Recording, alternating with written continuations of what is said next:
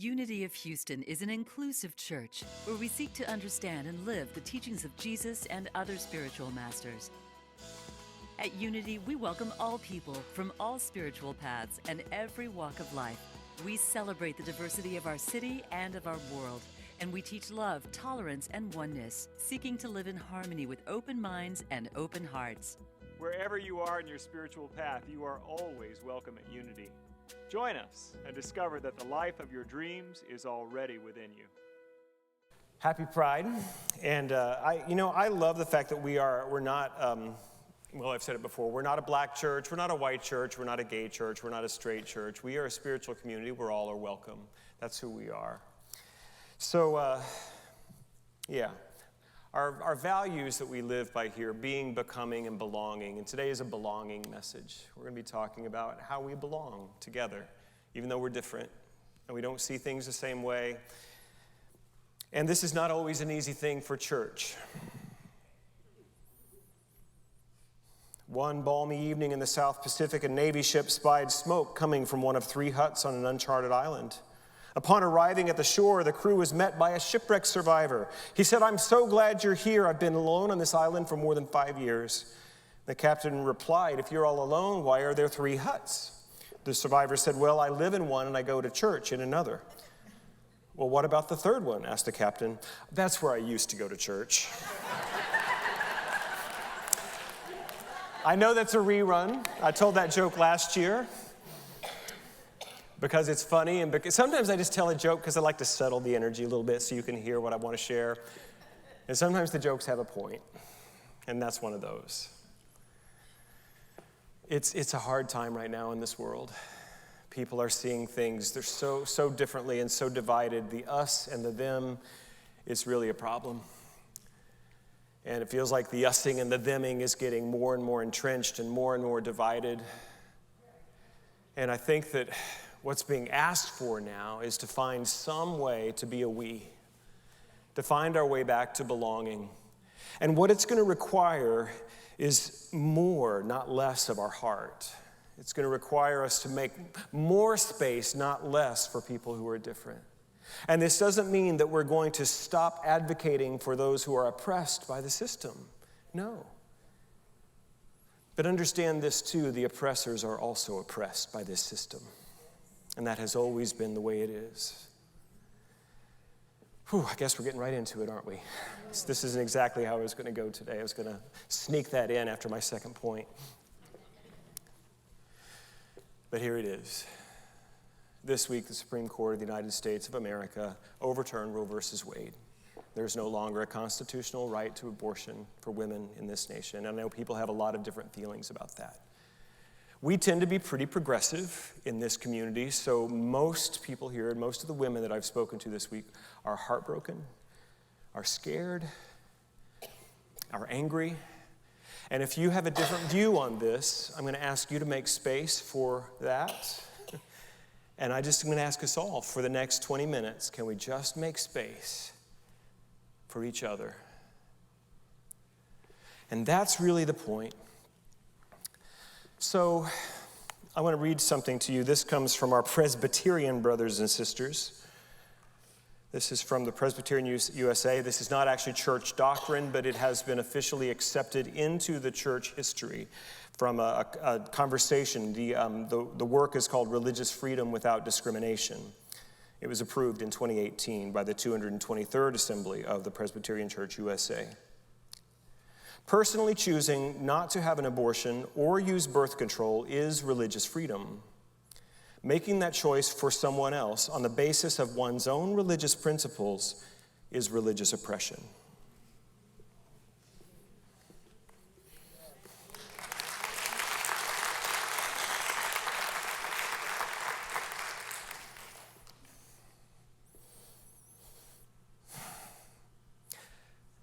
I grew up in a church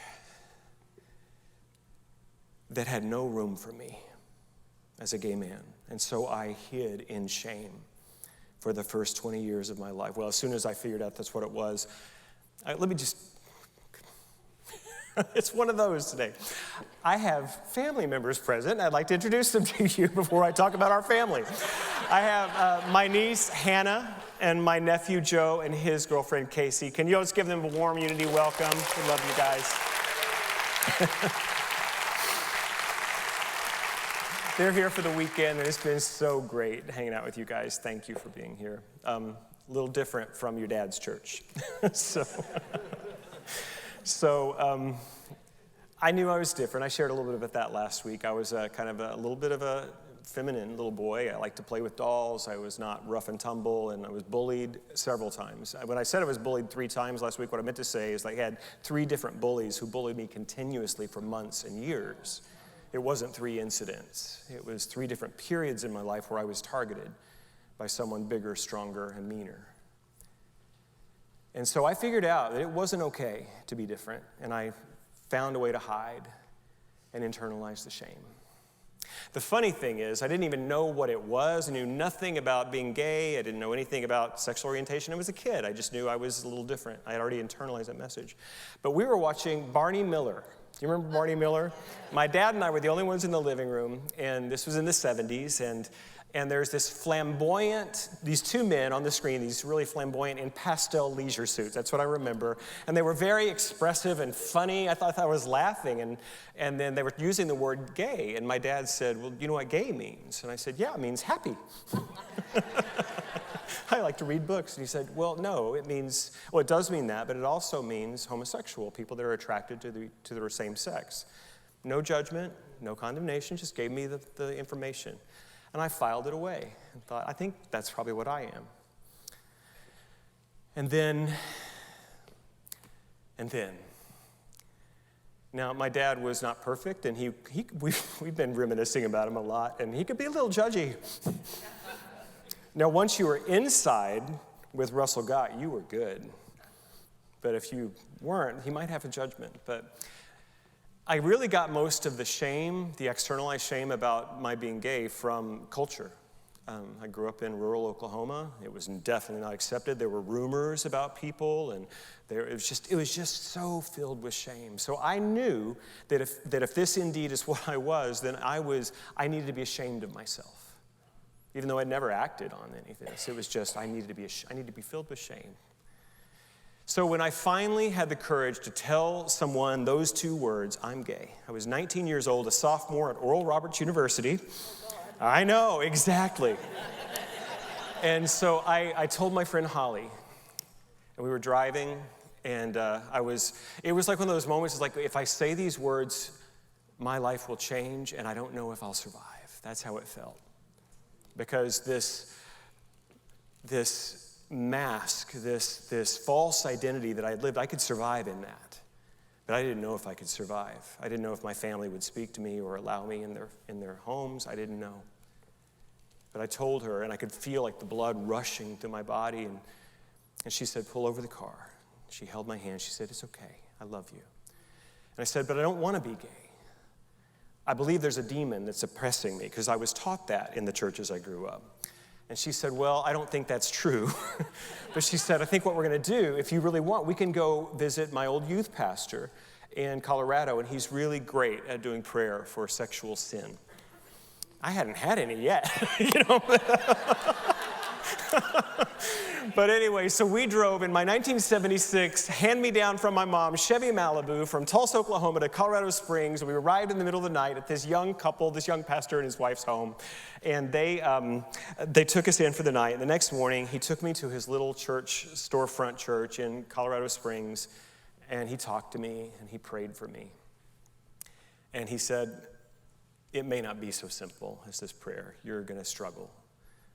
You have to do the right thing. You can't let this take you down the wrong path. And I felt very dissatisfied and had more uncertainty about what my future would be. I went back to Oral Roberts University and that was, I've shared before, that was when I really started pulling at the threads of the evangelical conservative Christian theology I grew up with, particularly around heaven and hell. That's where I began to there's no way a loving God would condemn 99.99% of humans that he created in his own image who are flawed. He couldn't be condemning them to eternal punishment. That makes no sense. And that was when I first began to go, maybe, like the song that Boris said, the lies that we bought so long ago, maybe I have not been told the truth about who I am either and what this means in my life. And it was a journey. It was a 9-year coming out journey where I just worked to reconcile, because part of me knew that I was worthy. Part of me knew that I was okay. Part of me knew that this is just the way I'm created. And then I began, to hear other people way outside the church, say, you are okay. But then inside the church, it was like, you're not okay. And so I left the church. God has a funny sense of humor. Look what I do for a living now. I thought I was done. But from the time I was 19 till I was 28, and that's where the alcoholism came in. Woohoo! Fun stories. Again, trying to bury that shame that I carried. But it was some good therapists and some good, wonderful friends, and my parents did their best. They never kicked me out of the house. They never didn't want me in their family, but we struggled. We all struggled. And then I fell in love, really fell in love, wholesome, good love. And I was 28, an 11-year relationship, wonderful, wonderful man. And then suddenly I got, this is just how I'm wired. I'm just built to love a man. This is love. There's nothing wrong here. And it settled it once and for all. And here's the funny thing, for those of you who are struggling with family members, once I was settled with it, they were fine. Really. All of that energy was coming from me. But once I was clear and good and sober, it changed. Everything just got better. This is not the talk I planned to give. I'm going to see if I can salvage any of this over here.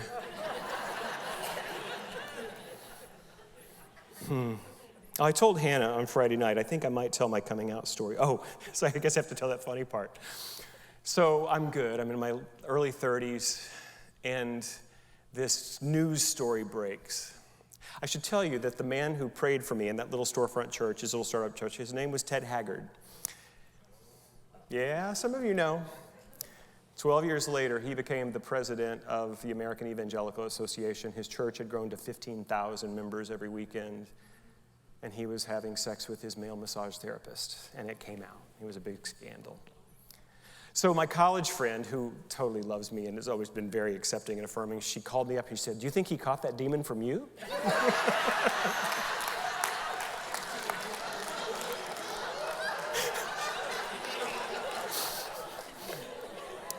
And he's on his own journey.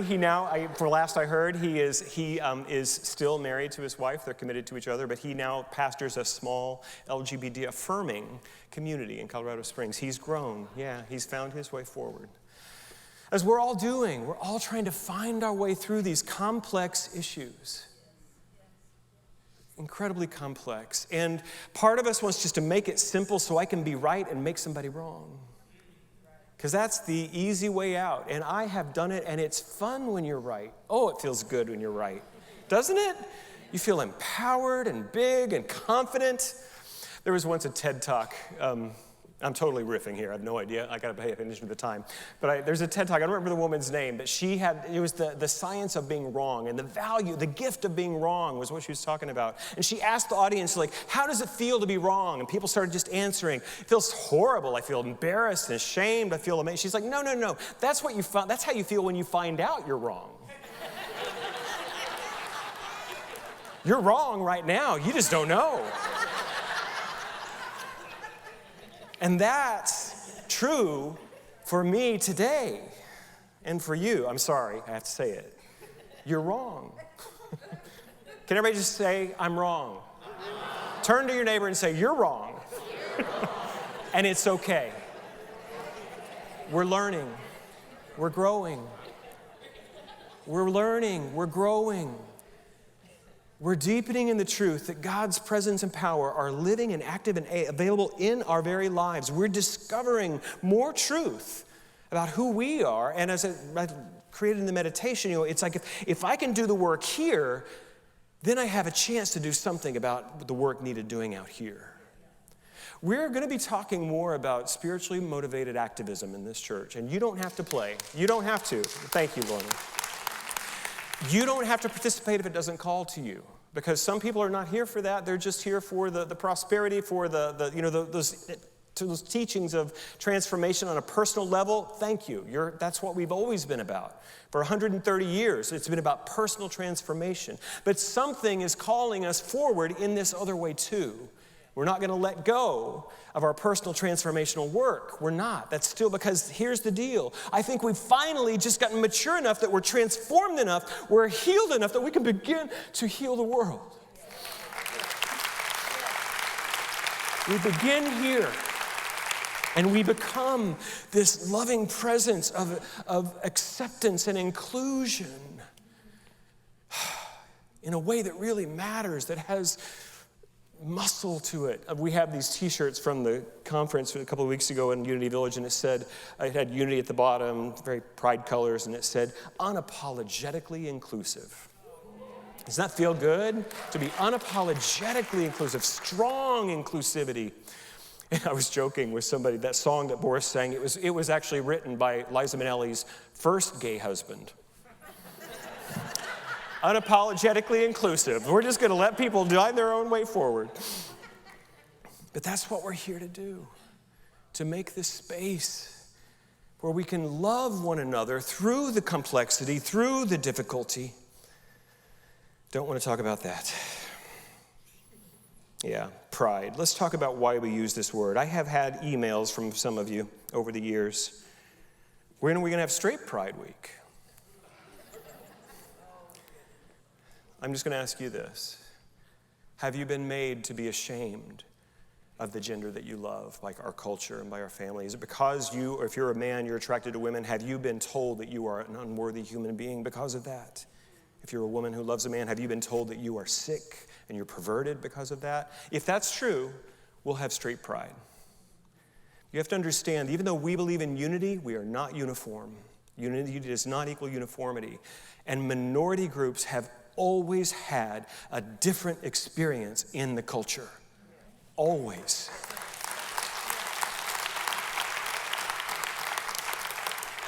And so, if you are of the dominant culture, which I am in every single way but this one, I am an able-bodied, still of somewhat sound mind and body, age, able-bodied, healthy white man. I get almost every privilege offered by our culture, except this one, and that has been my opening to understand that people are not all having the same experience.